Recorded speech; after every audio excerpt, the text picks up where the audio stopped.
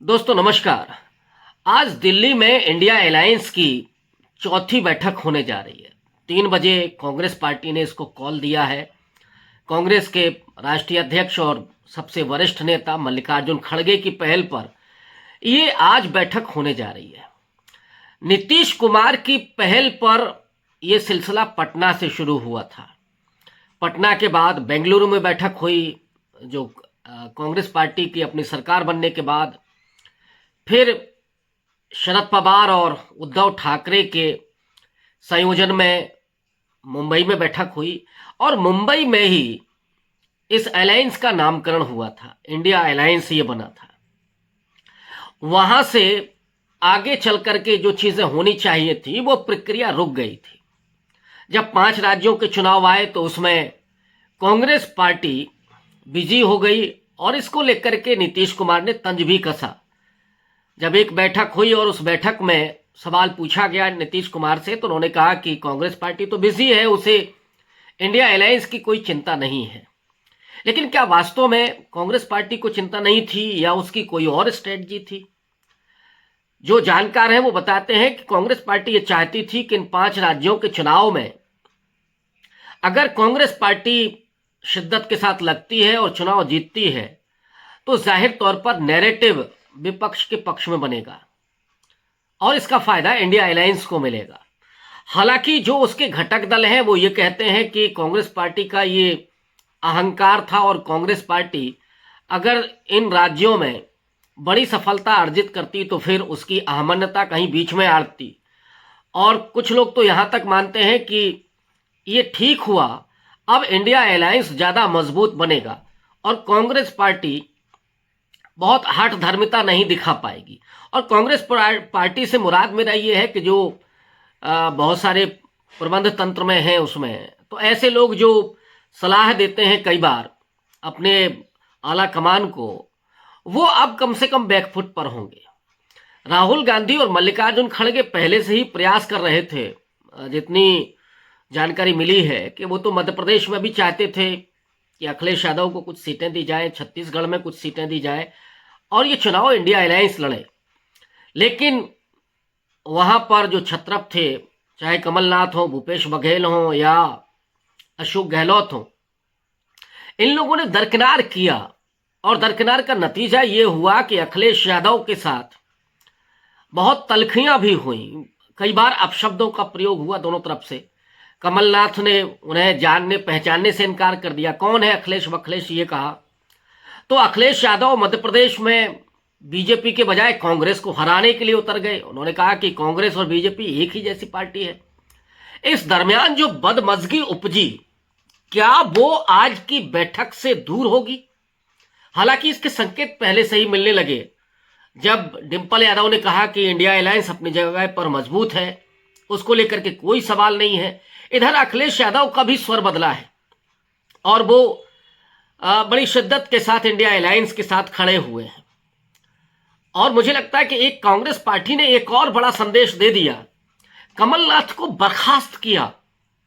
हालांकि चुनाव हारने के बाद कमलनाथ को यह चाहिए था कि वो रिजाइन करके और बाहर चले जाते प्रदेश अध्यक्ष पद से, लेकिन वो नहीं गए। इस बैठक के पहले जीतू पटवारी का अध्यक्ष बनना, कमलनाथ को सीन से बाहर करना, यह भी एक मैसेज है। और यह मैसेज राहुल गांधी के जरिए निकल करके आया है कि जो उन्होंने इंडिया अलायंस के घटक दलों के साथ व्यवहार किया है उसकी सजा तो मिलनी चाहिए। और वो जो अहंकार था कमलनाथ का, वो ले डूबा मध्य प्रदेश में कांग्रेस को। तो इसलिए एक मैसेज दे दिया गया और उनको बर्खास्त कर दिया गया। इससे भी थोड़ा सा जो अखिलेश यादव का अहम है वो तुष्ट हुआ होगा डेफिनेटली। तो आज की बैठक में जो चीजें तय होने जा रही हैं तो उसके साथ साथ सवाल भी ढेर सारे हैं। और पहला सवाल यही है कि ये जो बदमजगी पनपी है इस बीच में, नीतीश कुमार की जो नाराजगी थी कि कांग्रेस पार्टी तो मुब्तला है अपने चुनाव में और कोई बैठक नहीं हो रही है। आपको जानकारी होगी कि मध्य प्रदेश के ही भोपाल में जो बैठक होने वाली थी उसे कमलनाथ के जरिए ही रद्द कर दिया गया था। अब मुझे लगता है कि ये जो बदमजगी थी बीच में, ये दो इंडिया अलायंस के दरमियान पनपी थी, बहुत कुछ दूर हो गई है। और इसीलिए आज सब मिलकर के, चाहे वो ममता बनर्जी हो, एम.के. स्टालिन हो, अखिलेश यादव हो, जयंत चौधरी हो, उद्धव ठाकरे जो सबसे मुखरता के साथ बीजेपी के साथ खड़े हुए हैं, बीजेपी के सामने मुकाबिल हैं, शरद पवार जिनकी पार्टी को तोड़ लिया गया, शिवसेना को भी तोड़ा गया, लेकिन फिर भी इस उम्र में शरद पवार खड़े हुए हैं। अजीत पवार ने तो कहा था कि चाचा बूढ़े हो गए हैं, अब उन्हें रिटायरमेंट ले जाना चाहिए, लेकिन अपने जन्मदिन पर शरद पवार ने कहा कि अभी बूढ़ा कहाँ हूं, अभी तो बड़े बड़े नौजवानों को पछाड़ सकता हूं, उनको सबक सिखा सकता हूं। तो ऐसे दिग्गज आज शामिल होने के लिए दिल्ली पहुंचे हैं। ममता बनर्जी बंगाल की छत्रप, और वो बंगाल की शेरनी जिन्होंने नरेंद्र मोदी की तमाम कैंपेन, जो बड़ी भयंकर कैंपेन थी, दीदी ओ दीदी, 2 मई दीदी गई, और तमाम लांछन, वो ममता बनर्जी ने ध्वस्त किया और एक तरह से नरेंद्र मोदी के उस पूरे अहंकार को चकनाचूर किया। तमाम सत्ता परक जो चुनावी मैनेजमेंट है उसको ध्वस्त कर दिया ममता बनर्जी ने। वो पहुंची हुई है और वो कांग्रेस पार्टी मेजबानी कर रही है, जिसे इन 5 राज्यों के चुनाव में बीजेपी से 10 लाख ज्यादा वोट मिला है। वोट परसेंटेज उसका औसतन 40% रहा है, और ये 40% वोट ये दिखाता है कि जो बदलाव की बयार है वो कांग्रेस पार्टी के साथ शिद्दत से खड़ी हुई है। सबसे जो बड़ा सवाल है आज की बैठक में, जो मुश्किलें पैदा कर सकता है, वो है सीट शेयरिंग का फैसला। सीट शेयरिंग के लिए क्या फॉर्मूला होगा, और यह भी सुनने में आ रहा है कि लोगो और झंडा भी इंडिया अलायंस का हो सकता है। आज मैंने रिलीज हो सकता है, वो मुंबई की बैठक में उस पर चर्चा हुई थी। ये तो होगा, और एजेंडा क्या होगा? एजेंडा के अलावा एक सवाल यह भी है कि क्या इंडिया अलायंस का कोई कन्वीनर होगा, कोई चेहरा होगा? अब वो चेहरा अगर नीतीश कुमार होते हैं या खड़गे होते हैं तो उस चेहरे की स्वीकार्यता भी होनी जरूरी है। मैं एक एक करके इन मुद्दों पर आता हूं। एक तो सीट शेयरिंग का जो फॉर्मूला है वो कैसे तय होगा। दरअसल इंडिया अलायंस में जितने भी घटक दल हैं, जो क्षेत्रीय राजनीतिक दल हैं, वो अपने अपने प्रदेश में मजबूत हैं, और वहां पर कांग्रेस छोटे भाई की भूमिका में होगी। जैसे आपका उत्तर प्रदेश है, महाराष्ट्र है, बिहार है, बंगाल है। इन राज्यों में कांग्रेस पार्टी ज्यादा हील हुज्जत नहीं करेगी, और जो ममता बनर्जी, अखिलेश यादव, नीतीश या तेजस्वी यादव कहेंगे। झारखंड में हेमंत सोरेन हैं, तो जो कांग्रेस पार्टी को सीटें सामूहिक तौर पर दी जाएंगी वो उसके लिए एक्सेप्ट करेगी, जहां तक मुझे लगता है। और यहां पर बड़ी भूमिका नीतीश कुमार, तेजस्वी की होगी, हेमंत सोरेन की होगी, ममता बनर्जी की होगी, अखिलेश यादव की होगी, जयंत चौधरी की होगी, उद्धव ठाकरे, शरद पवार की होगी। तो आसान है, ऐसा नहीं है कि बहुत मुश्किल है सीट शेयरिंग। दूसरा, एजेंडा क्या होगा? एजेंडा जिसको नीतीश कुमार ने, तेजस्वी ने शुरू किया था, जाति जनगणना, यानी जिसको आप मंडल की पॉलिटिक्स कहते हैं, सोशल जस्टिस की पॉलिटिक्स कहते हैं, लेकिन मैं तो राहुल गांधी के उस पूरे विजन को, क्योंकि मंडल की पॉलिटिक्स में केवल ओबीसी की पॉलिटिक्स आती है। राहुल गांधी ओबीसी के जातीय जनगणना के सवाल को, संसाधनों के बंटवारे के सवाल को, सरकारी जो नौकरियां हैं, सरकारी जो पद हैं, उनमें ओबीसी के अधिकारों के सवाल के साथ साथ उतना ही वो सवाल दलित और आदिवासियों का उठा रहे हैं। आदिवासियों के जल जंगल जमीन का सवाल, उनके संस्कृति की अस्मिता का सवाल, और वहीं पर उनके डेवलपमेंट का, उनके बच्चों के इंग्लिश मीडियम स्कूल हो, उनको भी एमबीए और आईआईटी करने को मिले, वो भी पायलट बने, इंजीनियर बने, डॉक्टर बने, आईएएस बने।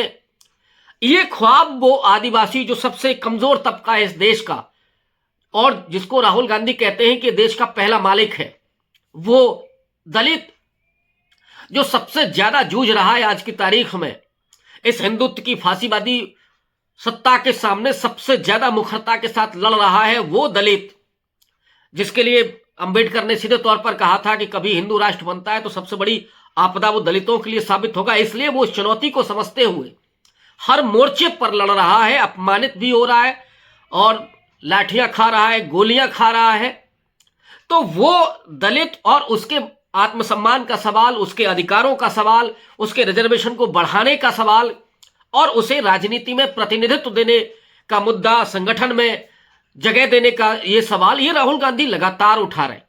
इसीलिए मैं राहुल गांधी की पॉलिटिक्स को मंडल या सामाजिक न्याय की पॉलिटिक्स से आगे बढ़कर के बहुजन की पॉलिटिक्स कहता हूं। एक तरह से कांशीराम के उस फॉर्मूले, कांशीराम के सिद्धांत की तरफ वो बढ़ रहे हैं और राहुल गांधी में नेहरू का विजन और अंबेडकर का तेवर शामिल है। मैं ये बार बार कहता रहा हूं। तो राहुल गांधी बहुत शिद्दत के साथ और बड़े सहिष्णु भाव से सौहार्द वातावरण में वो इस गठबंधन को एक गति देना चाहते हैं। तो एजेंडा यही होने वाला है। दलित, पिछड़ों, अल्पसंख्यकों के सवाल, उनके उत्पीड़न का, उनके जिस तरह से हमले हो रहे हैं धर्म को लेकर के, ये सवाल अकली जरूर उठेंगे इसमें और यही एजेंडा होगा। महंगाई, बेरोजगारी, किसानों का मुद्दा नहीं, उनके आमदनी का सवाल, रोजगार कैसे सृजित होगा, अर्थव्यवस्था कैसे देश की मजबूत होगी जिसका फायदा आम आदमी को मिलेगा। तीसरी अर्थव्यवस्था बनना और अंबानी और अडानी धन्ना सेठ हो जाए और 80 करोड़ लोग लाइन में लगे रहें, ये एजेंडा नहीं।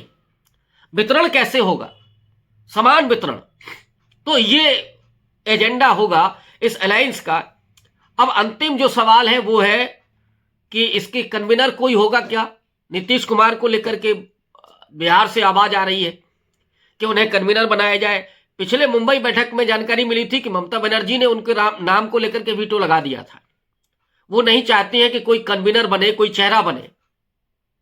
कांग्रेस पार्टी का प्रयास है कि वो मल्लिकार्जुन खड़गे को आगे करके चुनाव लड़े और भारत को पहला दलित पीएम दे, और इसके जरिए वो न सिर्फ अपनी राजनीति का विस्तार करना चाहती है बल्कि जो हिंदुत्व का हमला है उस हिंदुत्व के हमले के सामने अंबेडकर के उस ख्वाब को रखना चाहती है जिसके जरिए इस पूरे राजनीति को, जो हिंदुत्व की राजनीति है, उसको काउंटर किया जा सके।